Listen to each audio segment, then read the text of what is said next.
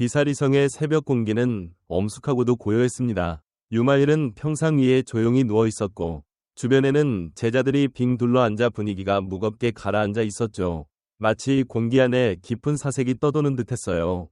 유마일은 지혜로 칭송받던 분으로 이미 여러 선행을 실천하고 가난한 이들에게 기꺼이 도움을 베풀었으며 부처님의 가르침을 전하고 고난에 처한 이들을 자비로 구제해온 분이었습니다. 그의 자애와 지혜는 수많은 사람들에게 큰 감동을 주었고 제자들 모두 그를 가장 존경하는 스승으로 모셨죠. 그런데 그런 유마일의 얼굴에 문득 미묘한 감회가 떠오르는 듯 보였습니다.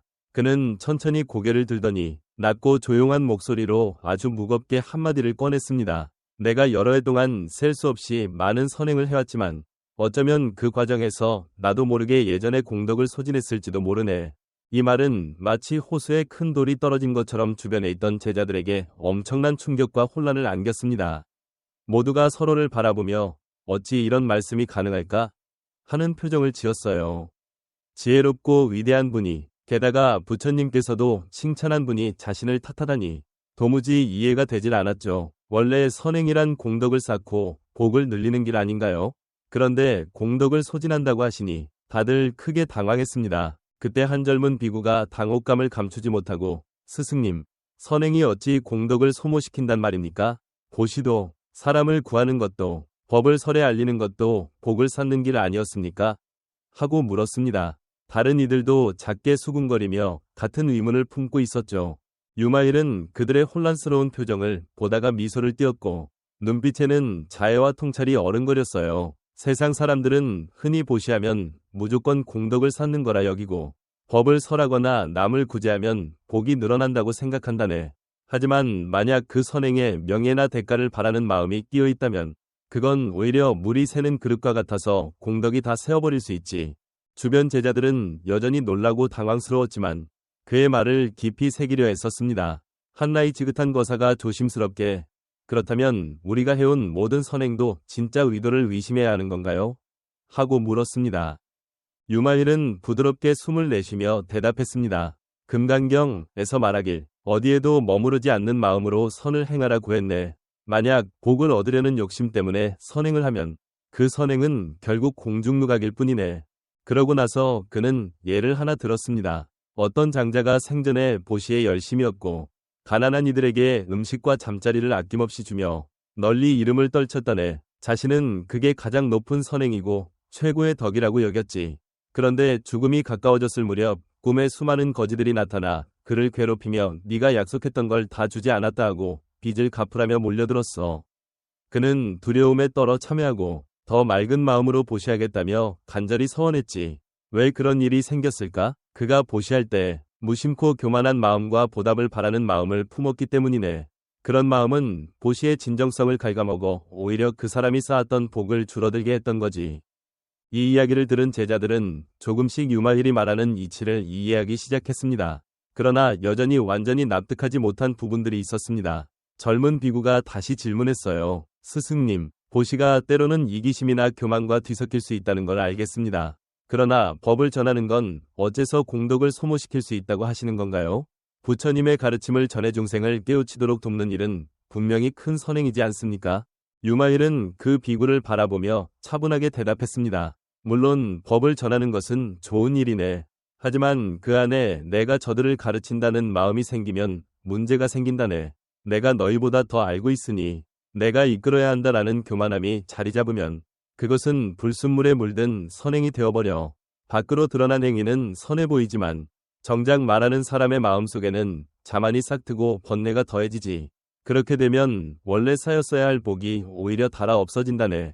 이 말에 제자들은 큰 충격을 받았고 자신들이 그동안 법을 전하며 혹시 그런 마음을 품지는 않았는지 돌아보기 시작했습니다. 유마일의 짧은 한마디는 그들의 집착과 의심을 예리하게 꿰뚫는 칼날 같았죠.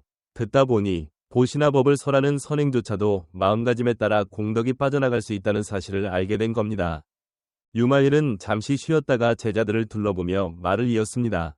선행에 잡념이 끼어 있으면 겉으로는 아무리 훌륭해 보여도 결국 뿌리가 없는 꽃과 같다네. 진정한 선행이란 마음이 맑고 바람처럼 걸림없이 움직이며 봄비처럼 말없이 대지를 적시듯 자연스럽게 중생에게 이로움을 주는 것이지.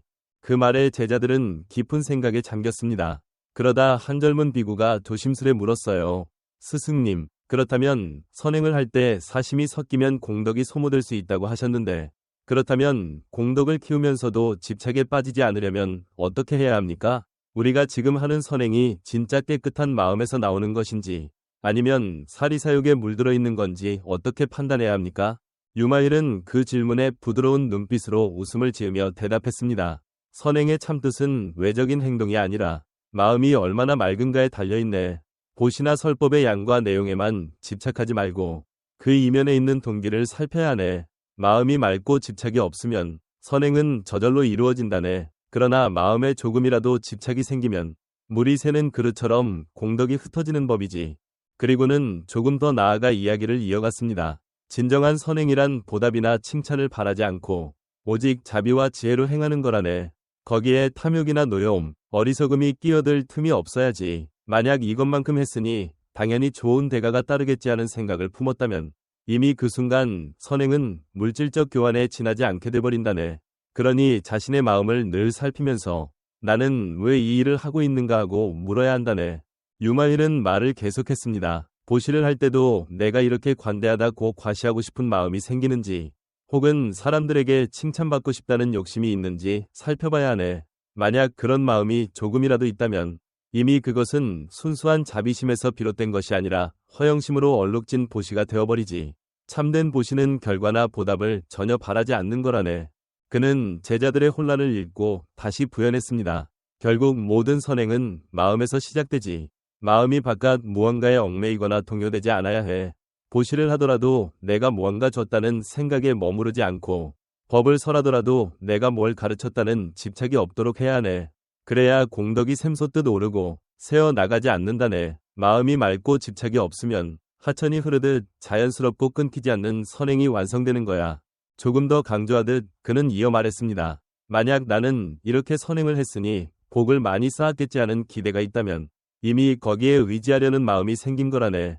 진정한 선행은 어떤 형식에도 얽매이지 않고 보시하는 물질이나 그 결과마저도 붙들지 않는 것이네. 그래야 한없이 넓고 헤아릴 수 없는 공덕을 쌓을 수 있지.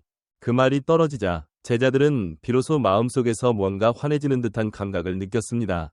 그래도 궁금한 점이 남았는지 한 제자가 다시 물었습니다. 스승님, 그렇다면 진정한 선행이란 어떤 기준을 지녀야 합니까? 마음이 맑아야 한다는 건 알겠는데 구체적으로는 어떻게 확인할 수 있죠? 유마일은 미소 지으며 대답했습니다. 그리 복잡한 건 아니지만 집착을 내려놓기엔 많은 수련이 필요하지. 참된 선행에는 4가지 핵심 기준이 있다네. 어디에도 걸림이 없는 마음, 모든 존재를 평등히 보는 마음, 보답을 바라지 않는 마음, 그리고 인연에 순응하는 마음, 이 4가지가 충족되어야 선행이 맑음을 유지할 수 있어. 그는 구체적으로 설명을 이어갔습니다. 첫째, 걸림이 없어야 하네. 보시를 하면서 내가 얼마를 줬다거나 저 사람에게 무엇을 줘야 나에게 이득이 있을까를 생각해서는 안 되지. 그런 생각이 조금이라도 스며들면 그 보시는 이미 명예나 대가를 구하는 행위가 되어버린다네. 둘째, 평등한 마음을 유지해야 해. 누구에게 선행을 베풀 땐 차별이 없어야 하네. 어떤 사람에게는 불쌍하니 더 많이 도와주자 하면서 또 다른 사람에게는 저 사람은 별로 안 불쌍한데 하는 식의 비교를 하면 안 되지. 그런 구분이나 우월감이 들어가면 이미 순수성이 훼손되는 거야. 셋째, 아무것도 바라지 않아야 해. 칭찬이든 보답이든 미래의 복이든 어떤 것도 원하지 않고 그저 자비심으로 행해야 하네. 이렇게 선행을 했으니 좋은 일이 오겠지라는 기대부터가 이미 선행을 조건화시켜버리는 거야. 넷째, 인연에 맡기는 거야. 억지로 내가 선행을 해야만 한다고 강박적으로 생각하거나 뭔가 특정한 결과를 꼭 얻어야 한다고 집착해서도 안 되네. 인연에 따라 자연스럽게 필요한 사람이 있고 내가 할 수 있는 상황이 되면 그저 맑은 마음으로 행하면 되는 거지. 이 4가지를 지키면서 선행을 하면 비록 행위는 간단해도 공덕은 새지 않고 온전히 쌓인다네. 반면 이 중 어느 하나라도 흐트러지면 아무리 멋지고 대단한 선행을 했다 해도 진짜 선행이라 할 수 없고 그로 인해 얻어야 할 공덕도 사라질 수 있어. 제자들은 그의 이야기에 고개를 끄덕이며 선행이라는 것이 단순히 좋은 일 많이 하기가 아니라 마음의 갈고닦음이라는 점을 새삼 깨달았습니다. 그동안 자신들이 모르고 지나쳤던 이면을 헤아릴 수 있게 된 거죠. 유마일은 제자들이 어느 정도 이해한 듯하자 한숨을 길게 내쉬며 눈빛을 더욱 부드럽게 하였습니다. 물론 선행은 수행의 중요한 일부지만 수행의 궁극 목표는 아니네. 왜냐하면 선행 그 자체가 목표가 되어버리면 더 많은 선행, 더 큰 보시, 더 넓은 교화에만 집착할 수 있기 때문이지. 그는 잠시 말을 멈추고 제자들을 둘러본 뒤 다시 입을 열었습니다. 우리가 선행을 하는 진짜 이유는 결국 내면의 집착을 버리고 마음을 더욱 맑고 자유롭게 하기 위함이라네. 선행은 공덕을 얻으려는 수단이 아니라 내 안의 번뇌와 집착을 내려놓는 연습이고 훈련이야. 그 과정을 통해 참된 자비와 지혜를 키우고 궁극적으로 깨달음에 이르러야 하지. 마음이 모든 분별과 집착에서 벗어나야 온전한 해탈의 문이 열리는 거야. 제자들은 그 깊은 뜻을 되새기며 침묵했고 유마일은 그들의 시선을 조용히 받았습니다. 깨달음을 얻는다는 건 내가 이만큼 선행했다는 나라는 느낌조차 넘어서는 것이지. 선행을 통한 나의 이미지를 세우려는 순간 이미 집착이 일어나거든. 참된 수행은 그 나라는 감각마저 투명하게 비추어 보고 없애가는 과정이네. 유마일은 온화하지만 단단한 목소리로 계속 말했습니다. 많은 사람이 선행을 하면 미래의 복을 받을 거라 생각하지만 그 기대가 곧 집착이며 번뇌가 될 수 있어. 우리는 지혜로 그 사실을 꿰뚫어야 하네. 마음이 아무 것에도 얽매이지 않을 때 비로소 모든 괴로움에서 벗어날 수 있다네. 그는 마지막으로 여러분의 진짜 목적은 선행을 통해 집착을 낮추고 마음의 올바른 눈을 뜨는 것이지. 보답을 받고 칭찬을 받으려는 게 아니네. 진짜 수행자는 세상 속에서 살되 세상의 시끄러운 일들에 흔들리지 않는다네. 선행과 설법을 포함해 모든 것이 결국 우리 내면의 장벽을 허무는 과정이라네. 그리하여 마음이 본래의 청정함을 되찾고 완전한 해탈과 자유에 이르는 것을 목표로 삼아야 하네. 제자들은 그의 말을 들으며 전에 없이 깊은 깨달음의 빛을 느꼈습니다. 유마일의 가르침은 마치 어둠 속에서 등불이 되어 그들의 마음속 혼란을 밝혀주었죠.